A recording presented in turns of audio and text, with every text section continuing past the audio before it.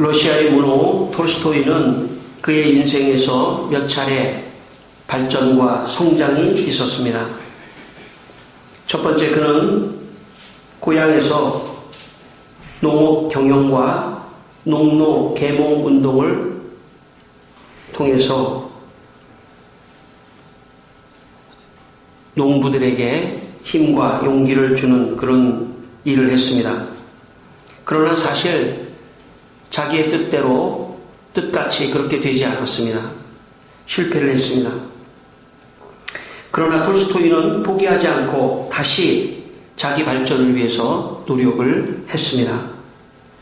그는 바쁜 군 복무 중에 자신이 글을 쓸 수 있는 재주가 있다는 것을 발견합니다. 그래서 사실주의 기법으로 작품을 썼는데 그 작품이 많은 사람들에게 호응을 얻어서 참 좋은 평가를 받게 되었습니다. 그리고 다시 그는 농민들의 권익을 옹호하기 위해 또다시 농민 교육에 힘을 쏟았습니다. 그러면서 그는 계속해서 작품 활동을 더 열심히 했습니다. 그러는 가운데 그는 유명 작가가 됩니다. 한마디로 톨스토이의 인생을 보면 끊임없이 도전하고 실패해도 다시 발전하고 도전하고 성장하는 그런 인생이 톨스토이의 인생이었습니다. 톨스토이는 그가 쓴 인생론에서 이런 말을 했습니다. 인간의 참된 생활은 동물적 자아를 억제하려는 이성적 의식으로 나타난다.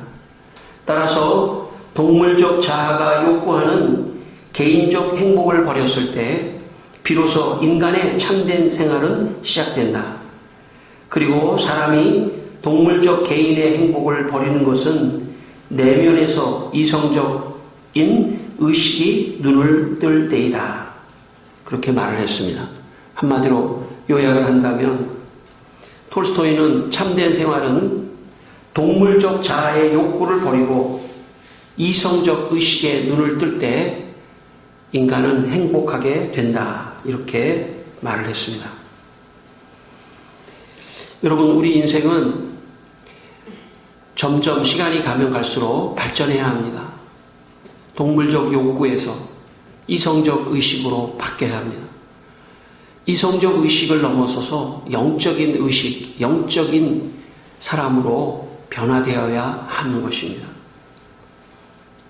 동물과 사람의 차이가 있다면 동물은 동물적 욕구, 1차적 욕구 외에는 관심이 없습니다. 그러나 인간은 그런 존재가 아닙니다. 하나님이 인간을 창조하시고 인간은 이 세상에 먹고 마시고 사는 그런 존재로만 창조하지 않으셨습니다. 인간은 생각할 수 있는 존재. 인간은 생각할 뿐만 아니라 생각을 넘어서서 하나님을 인식하고 영적인 하나님에 대한 관심을 갖는 존재로 창조를 하셨습니다. 그러므로 여러분의 삶이 동물적 욕구에서 이성적 의식으로 발전되기를 바랍니다. 성장되기를 바랍니다. 뿐만 아니라 이성적 의식에서 영적인 의식으로 여러분의 의식이 성장하고 발전하는 여러분의 삶이 되시기를 바랍니다. 오늘 마태복음 6장 31절 33절에 보면 그러므로 염려하여 이르기를 무엇을 먹을까 무엇을 마실까 무엇을 입을까 하지 말라. 너희는 먼저 그의 나라와 그의 의를 구하라. 이 모든 것을 너희에게 더하여 주시리라. 그렇게 말씀하셨습니다.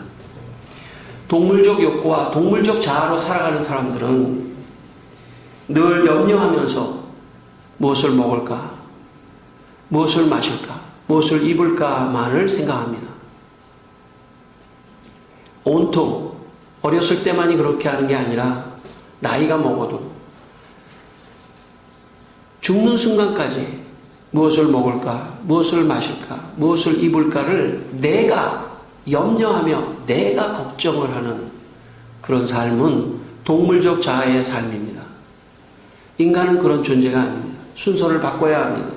인간은 먼저 그의 나라와 의를 구하고 하나님의 영적인 의식으로 가면, 그러면 하나님께서 이 모든 것을 축복으로 우리에게 채워주시는 것입니다. 과거에 우리가 하나님을 모를 때는 늘 염려합니다. 어떻게 먹고 살지? 어떻게 하면 좋지? 그러나 하나님을 믿는다는 것은 하나님께서 길을 열어주시고, 축복의 길을 열어주시고, 먹을 거에 길을 열어주시고, 입을 거에 길을 열어주시고, 마실 거에 길을 열어주시고, 그렇게 믿는 것이 신앙입니다. 저는 우리 모두가 다 이런 신앙인이 되기를 바랍니다. 우리가 이 세상에 살며 안 먹을 수 없죠. 안 마실 수 없습니다. 안 입을 수 없습니다. 생활을 해야 됩니다. 그러나 옛날에는 이게 내가 노력해서 생활해야지 하는 그런 마음이 있었다면 그 사람의 자아는 동물적 자아에 머물러 있는 겁니다. 조금 더 이성적인 생각을 해야 합니다. 사회가 발전한다고 하는 것은 사람들의 삶이 동물적 삶에서 이성적 삶으로 간다는 뜻입니다. 사실 제가 어렸을 때만 해도 참 과연 오늘 밥을 먹을 수 있을 것인가. 그래서 인사가 만나면은 식사하셨어요? 밥 먹었냐는 거예요. 그만큼 밥 먹는 것도 조차도 힘든 때가 있었습니다. 그런데 밥 먹는 게 해결되면 사람들이 문화를 즐기려고 하고 또 책을 읽으려고 하고 이런 이성적인 욕구가 있는 것입니다. 좋은 사회죠. 사회는 그렇게 올라갔는데 일주일 내내 그냥 매일 먹는 생각, 술 먹는 생각, 고기 먹는 생각, 이런 생각만 하고 있다면 그 사람은 아직 동물적 자아에서 못 넘어온 사람입니다.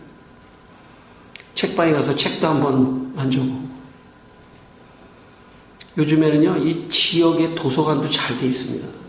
도서관에 가서 책도 한번 열어보고, 영화도 가서 한번 좀 보고, 그럴 수 있는 마음의 여유가 없을 수도 있습니다.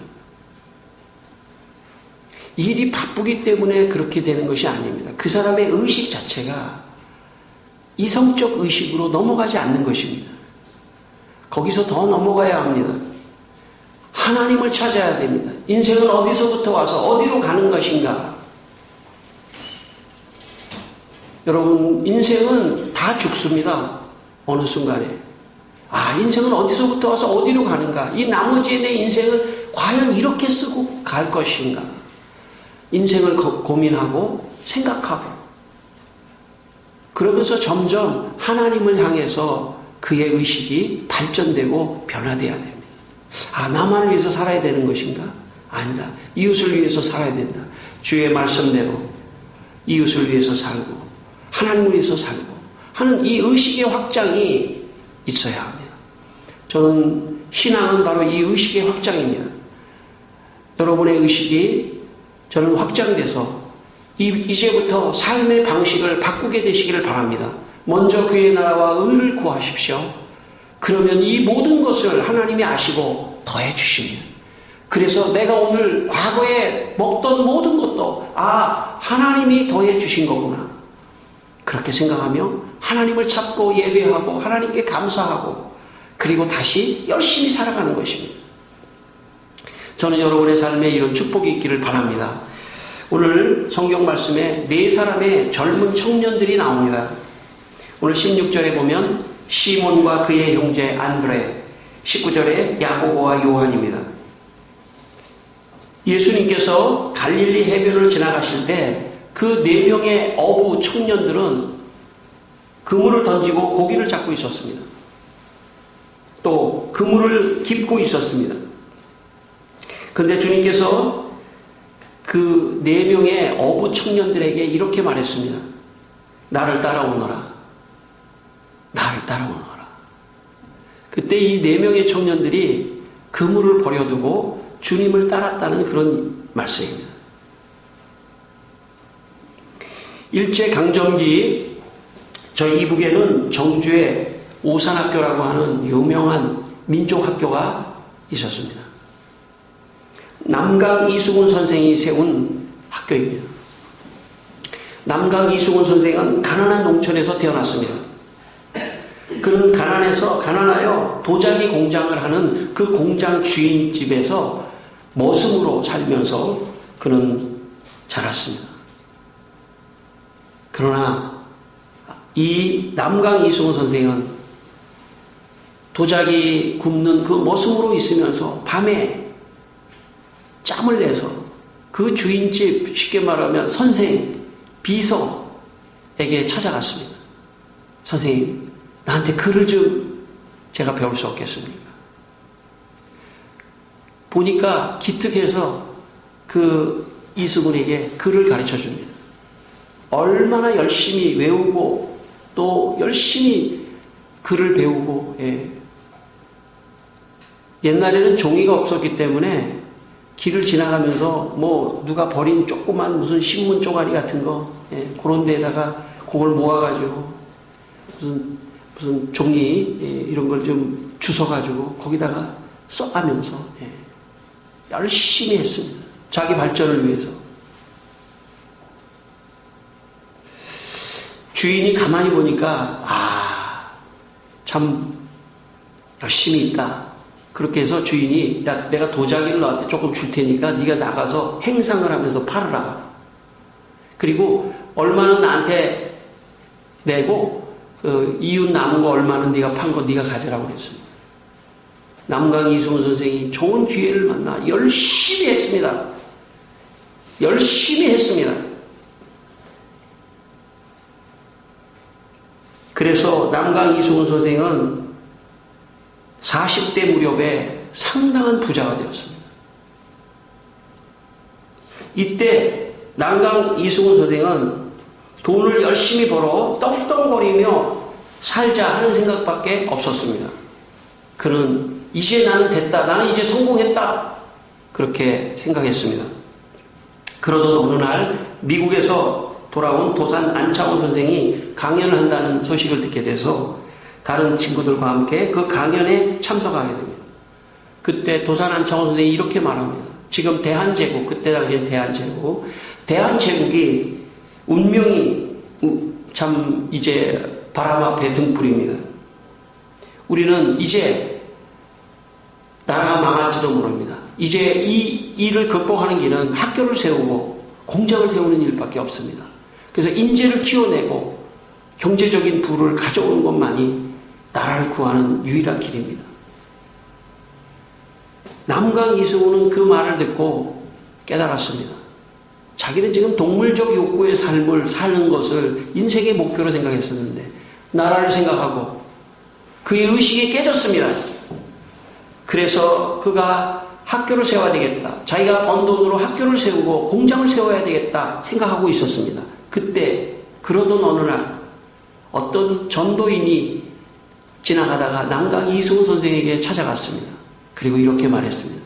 선생님, 부자 주인님, 지금 요 옆에 산정제 교회에서 그 유명한 한석진이라고 하는 목사님이 지금 설교를 하고 부흥회를 하는데 거기 가서 한번 예배를 한번 드려봅시다. 설교를 한번 들어봅시다. 도산 안창호 선생님이 얘기한 그런 얘기하고 여기 뭐라고 얘기하는지 한번 가봅시다. 그래서 교회에 들어왔습니다. 그리고 말씀을 들었습니다. 오직 하나님을 의지하는 것만이 나라를 구하는 것이요. 하나님이 역사하셔야만이 모든 것을 회복시켜 주시고 하나님을 믿으십시오.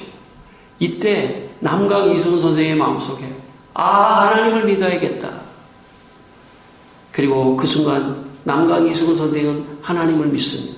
제가 볼 때는 동물적 욕구에서 이성적 의식으로 확장되고 영적 의식으로까지 확장되는 일이 남강 이수근 선생에게 일어났습니다. 그는 자기의 재산을 다 기부해서 유명한 민족학교 오산학교를 세우고 그 옆에 오산교회를 세웠습니다. 그리고 남강 이수근 선생은 민족의 지도자가 됐을 뿐만 아니라 오산교회의 장로님이 돼서 신앙인으로서 그는 놀라운 사역을 감당을 했습니다. 여러분, 남강 이승훈 선생은 가난한 모습에서 사업가로 발전했습니다. 도산 안창호 선생을 만나고는 민족의 지도자로 그의 의식이, 이성적 의식이 확장됐습니다. 그는 교회에서 말씀을 통하여 예수님을 만나고 하나님을 만남으로 그는 영적 의식이 확장되었습니다. 그의 인생은 처음보다 갈수록 더 성장하고 발전했습니다. 여러분, 그 오산학교 출신 중에 유명한 민족의 사상가 함석헌 선생이 나왔습니다. 그 오산학교에서 주기철 목사님이 나왔습니다. 그 오산학교에서 한경직 목사님이 배출됐습니다. 그 외에 수많은 사회와 교회의 지도자들이 거기서부터 배출됐습니다. 남강 이승훈 선생이 만약에 가난한 모습으로 오늘 식당에서 내 밥에 산봉우리만큼 밥을 먹는 것만 그의 목표였다면 아마 그는 밥 먹는 것이 일생의 목표였을지도 모릅니다. 돈 버는 것이 일생의 그의 목표였는지도 모릅니다. 그러나 여러분, 그가 동물적 욕구에서 이성적 의식으로 확장되고 영적 의식으로 확장됐을 때 그 모습 남강 이승훈이 민족의 지도자가 되고 교회의 지도자가 되었던 것입니다. 여러분, 오늘 우리 모두는 성장해야 합니다. 오늘 우리 모두는 발전해야 합니다. 오늘 우리 모두는 발전할 수 있습니다. 아니, 성장해야 합니다. 우리 모두는 지금 하나님이 주시는 기회 앞에 있습니다. 어린 아이부터 시작해서 나이가 든 어른에 이르기까지 우리 모두에게는 지금 기회가 있고 찬스가 있습니다. 여기서 그냥 나 이 정도면 되지, 그냥 내가 잘 먹고 사는 정도, 그 정도면 뭐 편안하지, 그렇게 생각을 안 하게 되기를 바랍니다. 동물적 욕구에서 멈추지 말기를 바랍니다. 조금 더 이성적 의식을 확장하기를 바랍니다. 거기서 끝나지 말고 영적인 사람들이 되기를 바랍니다. 여러분, 신앙생활 여러분이 하시는데 여러분이 지금보다 조금 더 헌신하고 더 신앙적으로 주님을 의지하고 매달리면 하나님께서 여러분을 통해서 놀라운 역사를 이루어 주실 줄 믿습니다. 여러분의 자녀들을 통해서도 놀라운 역사를 이루어 주실 줄 믿습니다. 그러므로 의식을 확장시켜야 됩니다. 더 발전해야 됩니다. 성장해야 됩니다. 여기서 멈추면 안 됩니다. 오늘 여기에 4명의 청년들이 자기의 그물이라는 게 뭡니까? 그물이라는 게 지금 고기를 잡아서 당장 자기들의 생계를 하는 것입니다.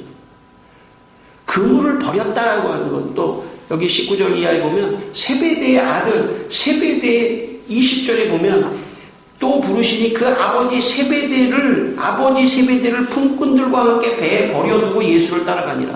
아버지까지 버렸어요. 아버지까지 버렸다는 것을 우리가 오해하면 안 됩니다. 아버지를 버렸다는 그런 뜻이 아닙니다. 아버지는 배의 주인과 같은 사람이에요. 아버지하고 같이 일을 한 거죠. 자기는 아들로서 아버지 배에서 같이 일했다는 겁니다. 그러니까 그물을 버렸다는 것은 자기가 생기를 잇는 그 그물을 버린 것이고, 아버지까지 품꾼들과 함께 버렸다는 것은 아버지의 혜택마저도 버렸다는 것입니다. 아버지에게 내가 혜택을 받으려고 하는 그 마음마저도 버렸다는 것입니다.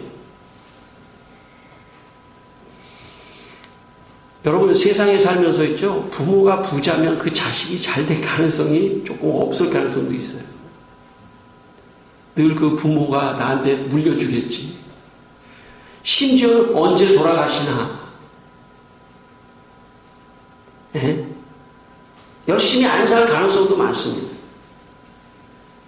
부모가 나한테 물려줄 재산만 생각하고 열심히 안 살 가능성도 인간은 연약하기 때문에 있습니다. 얼마든지. 세베대의 아버지까지 버렸다는 얘기는 아버지의 혜택까지도 내가 버렸다는 뜻이에요. 그물도 버렸습니다. 그런데 이 말씀을 조금 더 우리가 배경을 잘 보고서 해석하면 이런 겁니다. 그러니까 세상 것들을 다 버리고 주님을 따랐다 그런 뜻이 아닙니다. 주님은 그 당시에 이미지가 선지자이며 랍비입니다. 그 랍비가 와서 어부에게 너 나를 따르라 라고 하는 얘기는 굉장한 랍비의 제자로 초청하는 겁니다. 그러니까 보통 사람은 랍비가 누구를 초청하는 거냐면 그래도 먹고 살만한 부잣집 아들에게 너 내 제자가 될래? 너 내 제자가 돼서 율법을 배우고 랍비가 되고 선생이 돼. 그러면 너 먹고 살 수도 있어 얼마든지. 다른 사람에게 율법을 가르치면 그 사람들이 그 강의료를 넣어내니까 너 그걸로 먹고 살 수 있어. 고급 직업입니다. 지금 예수님이 너 나를 따르라고 하는 것은 지금 고급 직업으로의 전환이라고도 볼 수 있습니다. 예수님이 이미 되어진 사람에게 너 랍비 나를 따르라라고 하는 것은 있을 수 있습니다. 얼마든지. 근데 어부라고 하는 건 그 당시에 가장 낮은 직업입니다. 어부에게 찾아와 너 나를 따르라. 너 랍비의 제자가 되라. 그랬더니 이 네 청년이 그물을 다 버려버렸어요. 제 눈으로 볼 때는 이 네 청년이 성장해야겠다. 여기서 머무르면 안 되겠다. 내가 성장해야겠다. 그래서 예수님을 따른 겁니다. 내가 성장해야겠다. 내가 이제 어부로서 일생을 사는 것이 아니라 됐어. 이 어부로 살면은 밥은 먹겠지. 그러나 정신적인 랍비의 생활을 하겠다. 이성적 생활을 하겠다. 내가 더 발전하겠다. 그런 뜻입니다. 여러분 지금 여러분의 삶에 저는 만족하게 되지 않기를 바랍니다. 나는 더 성장해야 하리라. 난 더 발전하리라. 난 더 노력하리라.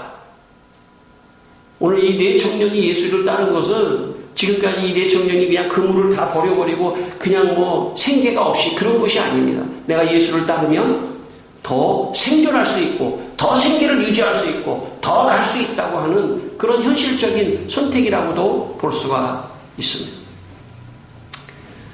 여러분 국내 최고령의 나이로 자동차 운전 면허증을 취득한 공주에 사는 박 할아버지가 계십니다. 그분의 연세가 얼마큼 정도 되셨을 것 같아요. 99세에 자동차 운전 2종 면허증을 취득했습니다. 99세. 상투에 흰 수염, 한복 바지저고리 차림으로 마치 조선시대 선비를 연상케 하는 박 할아버지의 집의 가훈은 이겁니다. 명학 강국. 힘써서 배우고 연구하고 몸과 마음을 건강하게 다스리다. 그러니까 집의 가훈이 그거니까 99세가 돼서 자동차 운전 면허증을 땄습니다. 왜? 자기가 아무래도 생활을 하려고 하다 보니까 운전이 필요한 거예요. 99세. 기능시험을 연습하기 위해서 그는 예산에 가려면 기능시험장이 예산에밖에 없기 때문에 자기 공주에서 예산까지 가는데 사곡면까지 시내버스를 타고 가서 다시 내려서 유급으로 가는 시내버스를 다시 갈아타고 이동한 다음에 예산 가는 직행버스를 타고 3번이나 갈아타고 가서 기능훈련을 하고 99세에 면허증을 땄습니다. 그분의 할아버지 차 뒤에 이렇게 쓰여져 있습니다. 제가 실제로 사진으로 봤는데 이렇게 뒤에다가 써놨습니다. 스티커로 이렇게 써놨는데 이렇게 써놨습니다. 99세 할아버지 운전 중입니다. 양보해 주십시오. 99세 할아버지 운전 중입니다. 양보해 주십시오. 여러분, 우리 모두는 적어도 걸어서 여기까지 오셨을 분들이라면 지금 처음 무엇이든지 시작하면 다 할 수 있습니다. 도전해야 합니다. 성장해야 합니다. 나 이 정도면 내가 먹고 살 수 있으니까 이제 괜찮겠지. 이미 그 자체가 이미 동물적 욕구에서 멈춘 사람입니다. 열심히 살리라. 이 세상에서 마지막 순간까지 열심히 살리라. 자격증도 많이 따고 기술도 배우고 공부도 하고 열심히 성장하고 발전하고 여러분 그렇게 되기를 바랍니다. 뿐만 아니라 신앙생활도 이 정도면 됐지. 내가 이 정도 나와주면 됐지. 이 정도면 나는 괜찮은 것 같아. 그런 소리 하지 마십시오. 부족하다. 지금보다 더 하나님을 의지하자. 지금보다 더 신앙적으로 성장하자. 정말 주님이 기뻐할 만큼 주님이 됐어 할 만큼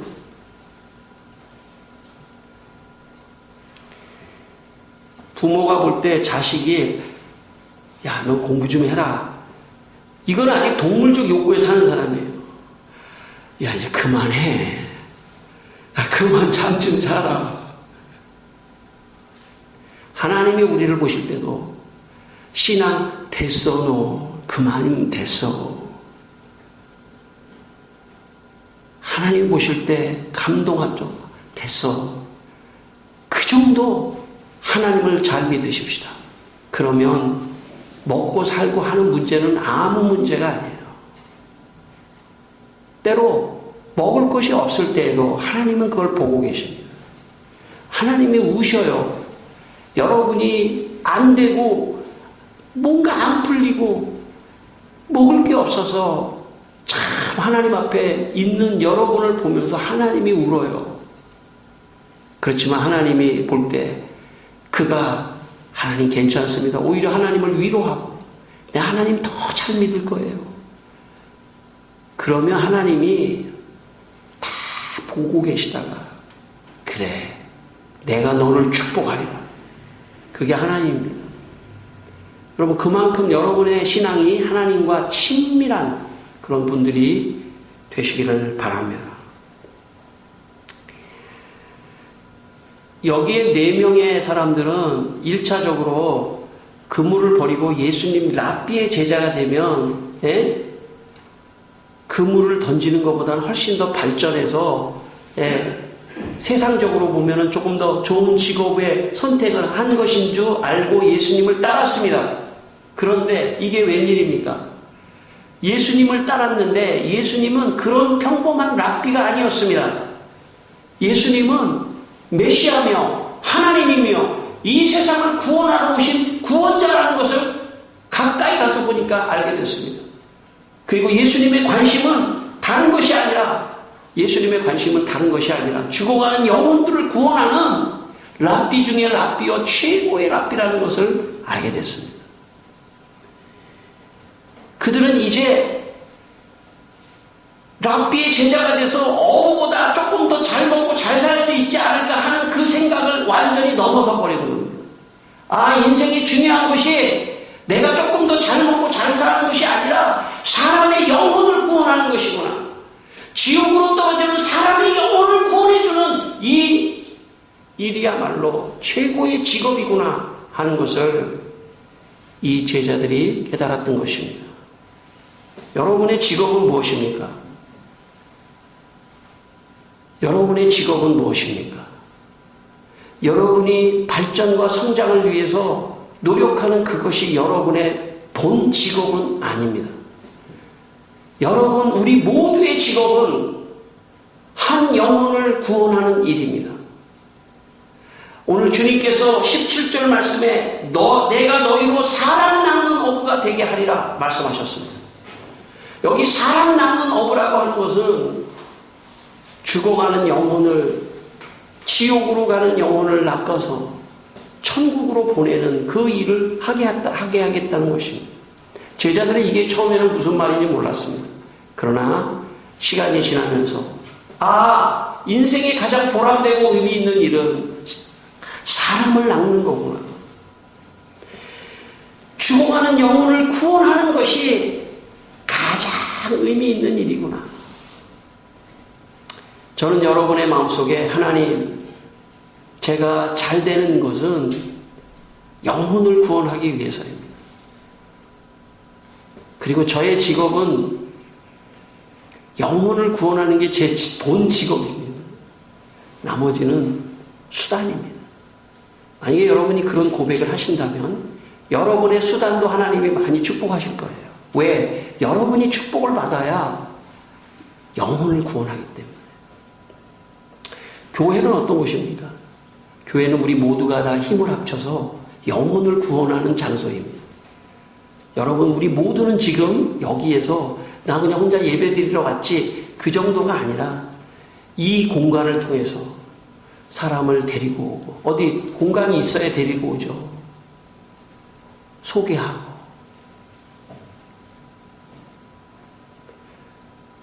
저는 어제 우리 교인 중에 10년 만에 통화를 했습니다.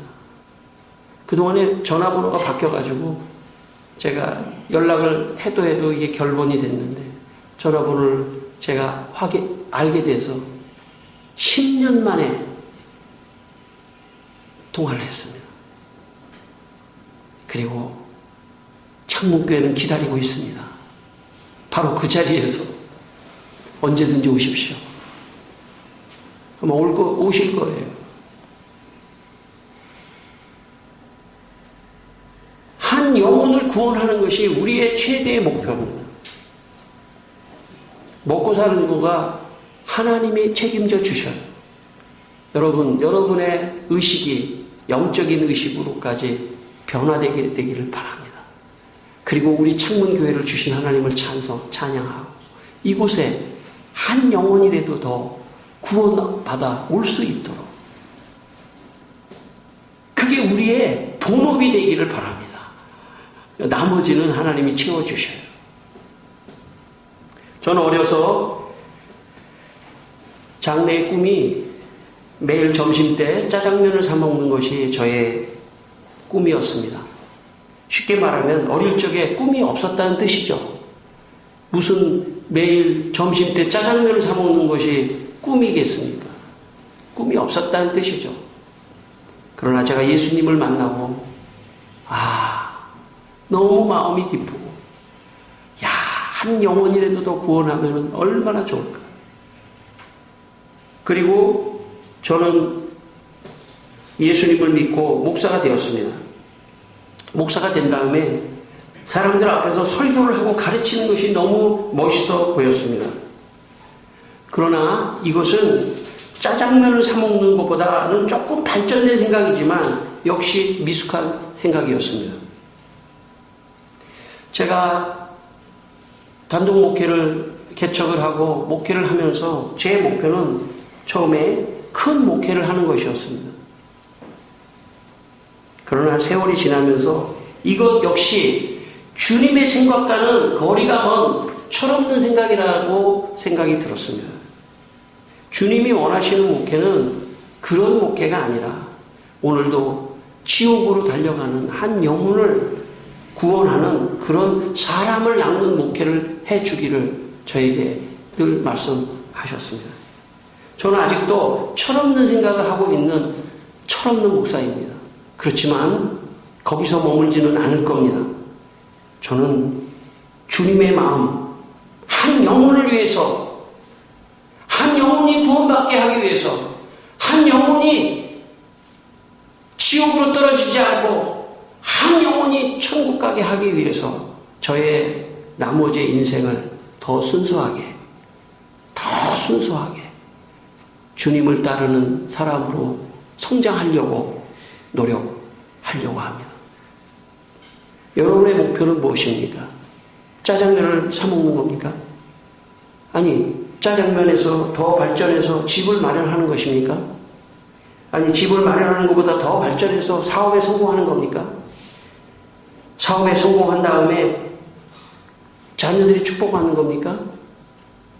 역시 그런 생각에 머물러 있다면 동물적 욕구에 머물러 있는 겁니다. 더 성장하게 되기를 바랍니다. 더 성장해서 한 영혼을 구원하고 한 영혼이 주님을 만나 기뻐하고 천국 가고 하는 사람을 낳는 어부, 이것이 여러분의 인생이 되시기를 주의 이름으로 축원합니다. 기도하겠습니다. 우리 한번 기도하겠습니다. 하나님 아버지, 사람을 낳는 어부가 되게 해 주시옵소서. 여러분 한번 마음에 고백하면서 기도하겠습니다. 살아계신 아버지 하나님, 우리가 너무나 부족합니다. 늘 동물적 욕구에서 머물러 있고 나 안에서 머물러 있습니다. 주여, 우리 모두가 다 아버지